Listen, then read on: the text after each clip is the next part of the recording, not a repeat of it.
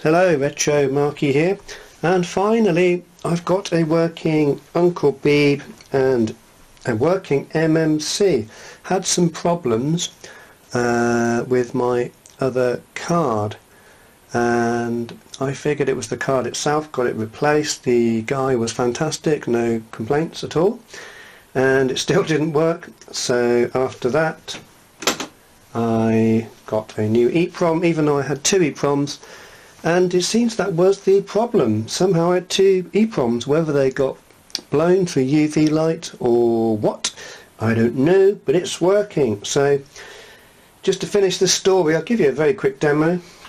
So you type in star card to access the card. In fact, if you do star help,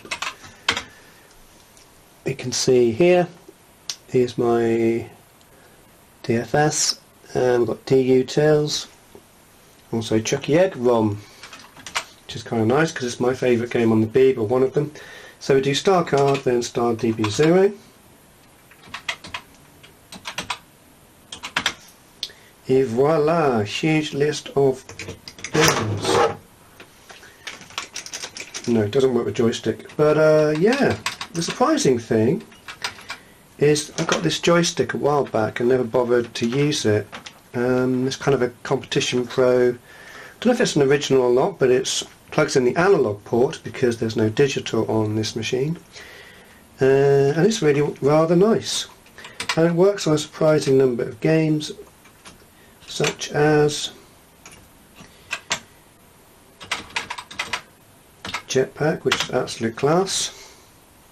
One thing about the Beeb is it's really noisy. I'm going to have to mod this with some kind of volume control, or maybe into my hi-fi or something. But I've covered it up here just for now. Keep the volume down.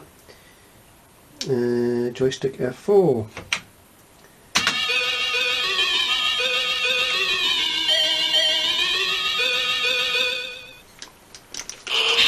This version is really fast and hard compared to the Speccy one, but it's my favourite, probably because of nostalgia partly. Also I love the crazy sounds and how fast and smooth it is. The Speccy one is very good though, don't get me wrong, very good indeed. So that's it. I only want to do a quick video. The issue with the TV is the TV itself. By the looks of it, it wasn't the problem with the Beeb itself. I still get it a little bit.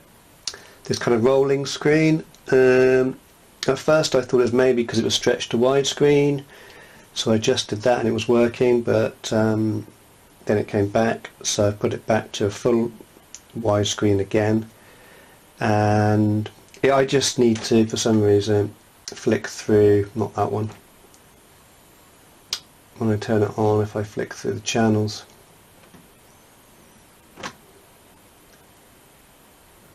to external, it seems to correct it, but sometimes, and of course I can't get it now.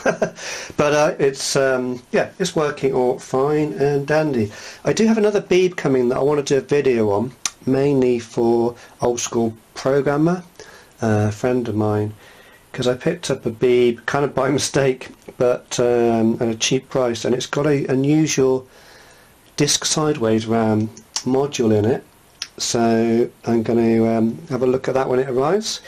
John and I have had quite a long chat about this, so this could be quite an interesting discussion kind of video. Other than that, I'm going to do some more Commodore stuff soon. Yeah, I'll get back to you on that. So, and for now, I'm going back to the Uncle Beeb. Just something I grew up on. One thing I have forgotten is how hard and physical and mechanical this keyboard is. You really do have to push these buttons down. But to the MMC itself, absolutely amazing. I mean, look how quick you can just scroll around. And everything loads super quick without any problems. And just about every game you can think of and want is on here. We've got Elite, which also works really well with the joystick. We've got the classic Reptron games somewhere, and Attic Attack, and so if you're really a nostalgia nerd like me for sort of 84, 5, that kind of Frankie Goes to Hollywood, Madonna's first single kind of era, then this will be the machine for you, especially with the MMC. Oh, the only issue I have had is with Planetoid and Defender. There's a couple of versions of Defender. I don't think any of them work, which is kind of a disappointment, because I love Defender. But there is an alternative, which was called Gauntlet, which has nothing to do with the coin-op by Atari, and that's a really good conversion actually. The only one that got its way onto the Electron and ran perfectly on the Electron.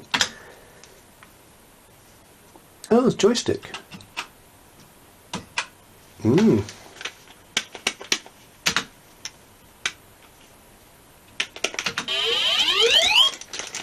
Oh, or maybe not. I don't know.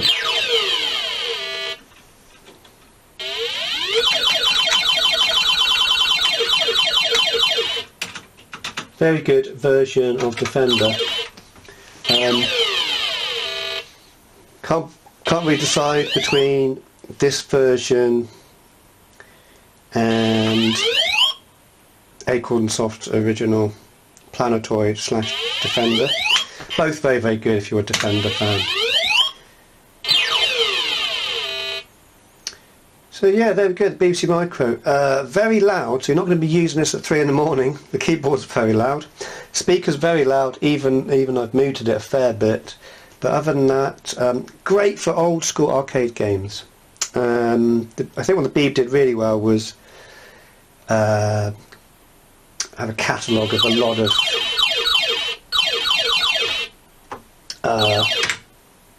have had a large catalogue of arcade clones, including games like Tempest, which was fantastic, Bubble Bobble, I believe.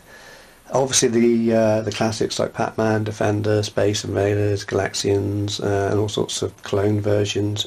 So there we have it. That's the Uncle Beeb. Love it.